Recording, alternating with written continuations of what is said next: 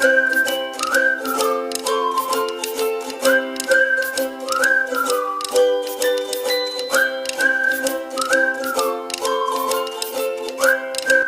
Friends, అందరికీ నమస్కారం. Welcome to Subbu వంటలు. ఇవాళ మన ఛానల్లో క్యారెట్ పన్నీర్ కర్రీ ఎలా చేయాలో చూపిస్తున్నాను. సో ఫ్రెండ్స్, ముందు మనం క్యారెట్ పన్నీర్ తీసుకోవాలి. ఒక గిన్నెలో తీసుకున్న తర్వాత కొంచెం సాల్ట్, కొంచెం కారం, తర్వాత కొంచెం గరం మసాలా యాడ్ చేసుకోవాలి. ఒక కప్పు పెరుగు లేదా ఒక 3 టీ స్పూన్స్ అయినా సరిపోతాయి. యాడ్ చేసుకొని మనం నిదానంగా 1-2 సార్లు తిప్పుకొని ఆ మిక్చర్ ఏదైతే ఉందో దాన్ని మనం పక్కన పెట్టుకోవాలి. మీకు పన్నీరు ఇంట్లో ఎలా చేయాలో తెలుసుకోవాలనుకుంటే కనుక మన ఛానల్లో హోమ్ మేడ్ పన్నీర్ చేయడం ఎలా అన్నది మనం రెసిపీ అప్లోడ్ చేసాము. మీరు ఒకసారి చూడండి. ఇంట్లోనే సింపుల్గా పన్నీరు చేసుకోవచ్చు అనమాట. అలాగే సండే లైవ్లో కూడా చేసి చూపించాము 3 రకాల పన్నీర్లు ఎలా చేయాలి అన్నది. ఒకసారి మీరు ఆ వీడియో చూసినా సరే మీకు పన్నీరు ఎలా చేసుకోవాలో తెలిసిపోతుంది. సో ఫ్రెండ్స్, ఇప్పుడు పెరుగు కూడా వేసాను. మనం నిదానంగా కలుపుకోవాలి. ఎందుకంటే పన్నీర్ కాబట్టి మనకి త్వరగా ఇరిగిపోయే ఛాన్సెస్ ఉంటాయి. అందుకని చెప్పి నిదానంగా పెరుగు, మసాలా, తర్వాత కారం, సాల్టు కలిసే వరకు నిదానంగా 1-2 సార్లు కలుపుకోవాలి. ఇదంతా మనకి పన్నీర్కి పట్టడానికి కొంచెం టైం పడుతుంది. ఒక అరగంట నుంచి గంట సేపు మీరు కదిలించకుండా పక్కన పెట్టేసుకోండి. అప్పుడు మనం వేసిన ఉప్పు, కారం, పెరుగు అనేది పన్నీర్ ముక్కలకి బాగా పడుతుంది. అలా పన్నీర్ ముక్కలకు బాగా పడితేనే మనకి పన్నీర్ కర్రీ అనేది చాలా టేస్ట్గా వస్తుంది.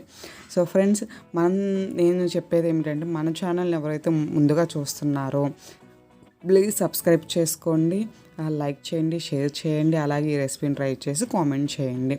ఈ రెసిపీ మీకు పూర్తిగా తెలియాలి అంటే చివరి వరకు స్కిప్ చేయకుండా చూస్తేనే మీకు ఈ రెసిపీ ఎలా చేయాలి ఏంటి అన్నది అర్థమైపోతుంది. సో ఫ్రెండ్స్, అది పక్కన పెట్టుకున్న తర్వాత బాండి తీసుకొని 2 గంటలు ఆయిల్ యాడ్ చేసుకోవాలి. ఆయిల్ వేసిన తర్వాత కొంచెం హీట్ అవ్వనివ్వాలి. మనకు తాలింపు దినుసులు ఏవైతే ఉన్నాయో ఆ తాలింపు దినుసులు వేసుకోవాలి. పన్నీర్ కర్రీ చాలా టేస్ట్గా ఉంటుంది ఫ్రెండ్స్. అంటే ఎప్పుడూ చేసే విధంగా కాకుండా ఇలా క్యారెట్ పన్నీర్ని ట్రై చేయండి. వీకెండ్స్లో కానివ్వండి, లేకపోతే ఏదైనా హాలిడే రోజు మీకు ఫ్రీ టైం ఉన్నప్పుడు నేను చెప్పిన విధంగా క్యారెట్ పన్నీర్ ఇంట్లో చేసుకొని ఆ తర్వాత దాంతో కర్రీ చేసుకోండి. చాలా అంటే చాలా బాగుంటుంది. అలాగే పన్నీర్ బిర్యానీ కూడా ఎలా చేయాలి ఏంటి అన్నది నేను ఒక వీడియో అప్లోడ్ చేశాను. మీరు ఒకసారి ఆ వీడియోని చూడండి. ఇప్పుడు పొడుగ్గా కట్ చేసుకున్న ముక్కలు, ఆనియన్స్ అనేవి మీరు యాడ్ చేసుకోవాలి. ఈ కర్రీకి ఆనియన్స్ ఎక్కువ పడతాయి. మీరు ఎన్ని ఎక్కువ ఆనియన్స్ యాడ్ చేసుకుంటే కర్రీ అనేది అంత టేస్ట్గా ఉంటుంది. ముక్కలు కూడా మీరు ఆనియన్స్ పొడుగ్గా కట్ చేసుకుంటే మీకు గ్రేవీ అన్నది చాలా బాగా తెలుస్తుంది. సో అందుకని నేను పొడుగ్గా కట్ చేసుకున్నాను ఆనియన్స్. అలా యాడ్ చేసి గోల్డెన్ కలర్ వచ్చే వరకు లో ఫ్లేమ్లో పెట్టుకొని మీరు ఫ్రై చేసుకోవాలి. ఆ తర్వాత మనము పండుటి టమాటాస్ ఉంటాయి కదా, అవి కూడా పొడుగ్గా కట్ చేసి పెట్టుకొని యాడ్ చేసుకోవాలి. పచ్చిమిర్చి, నేను ఒక పచ్చిమిర్చిని 2-3 ముక్కలు కట్ చేసి యాడ్ చేశాను. మీ చాయిస్ అన్నమాట. ఇప్పుడు నేను టమాటా కూడా యాడ్ చేశాను. పొడుగ్గా పండుగా ఉన్న టమాటాలు వేసుకుంటే మీకు కర్రీ అనేది టేస్ట్గా వస్తుంది. సో బాగా పండిన టమాటాలు యాడ్ చేసుకోండి. ఇవి కూడా కొంచెం ఫ్రై అవ్వడానికి టైం పడుతుంది ఫ్రెండ్స్. ఈలో మీరు ఏం చేయాలంటే, మన ఛానల్ని కనుక మొదటిసారి చూస్తున్నట్లయితే ప్లీజ్ సబ్స్క్రైబ్ చేయండి, షేర్ చేయండి, లైక్ చేయండి, అలాగే కామెంట్ చేయండి. ఈ వీడియోని స్కిప్ చేయకుండా చివరి వరకు చూడండి. సో కొంచెం టేస్ట్కి తగ్గట్టు సాల్ట్ యాడ్ చేసుకోండి. తర్వాత పసుపు రుచికి తగ్గట్టు, కొంచెం కారం, గరం మసాలా, చాట్ మసాలా అన్నది అది మీరు మసాలా ఎక్కువ తినాలి అనుకుంటే యాడ్ చేసుకోండి. బట్ గరం మసాలా మాత్రం డెఫినెట్గా యాడ్ చేసుకోండి, అప్పుడు మీకు టేస్ట్ వస్తుంది. మనం ఇదేంటంటే స్లో ఫ్లేమ్లో పెట్టుకొని మనం ఫ్రై చేసుకుంటూ ఉండాలి. మూత పెట్టి ఒక 5 మినిట్స్ మీరు ఉడకనివ్వండి. ఉడికిన తర్వాత మళ్ళీ ఏంటి అన్నది మీకు చూపిస్తాను. సో 5 మినిట్స్ అయిపోయింది ఫ్రెండ్స్. 5 మినిట్స్ తర్వాత చూస్తే మనకి ఆనియన్స్, పచ్చిమిర్చి, టమాటా అనేవి బాగా మగ్గాయి. సో మనకి బాగా మగ్గితేనే టేస్ట్ అనేది వస్తుంది అనమాట పన్నీర్ కర్రీకి. సో ఇక్కడే మనకి ట్రిక్ ఉంది. కొంతమంది హడావుడిగా తీసేస్తారు, లేదా బాగా మగ్గేలా చేస్తారు, ఓవర్గా కుక్ చేస్తారు. అలా చేయొద్దు, నార్మల్గా ఉండాలి. తర్వాత ఒక కప్పు పెరుగు యాడ్ చేసుకోవాలి. యాడ్ చేసుకొని ఆ పెరుగు అనేది ఆ ముక్కలకి బాగా పట్టే అంత వరకు మనం మళ్ళా కూడా కుక్ చేసుకోవాలి. అంతా కలిసే విధంగా 1-2 సార్లు తిప్పుకోండి ఫ్రెండ్స్. పెరుగు అన్నది అంతా కూడా అంటే మనం ఏదైతే ఆనియన్స్, టమాటా మగ్గించుకున్నాం కదా, వాటికి ఈ పెరుగు అనేది చాలా చక్కగా పట్టాలి. మెయిన్ ఇంగ్రీడియంట్ ఏంటంటే మనకు పన్నీర్ అంత ముఖ్యము, పన్నీర్ కర్రీలోకి పెరుగు కూడా అంత ఇంపార్టెంట్.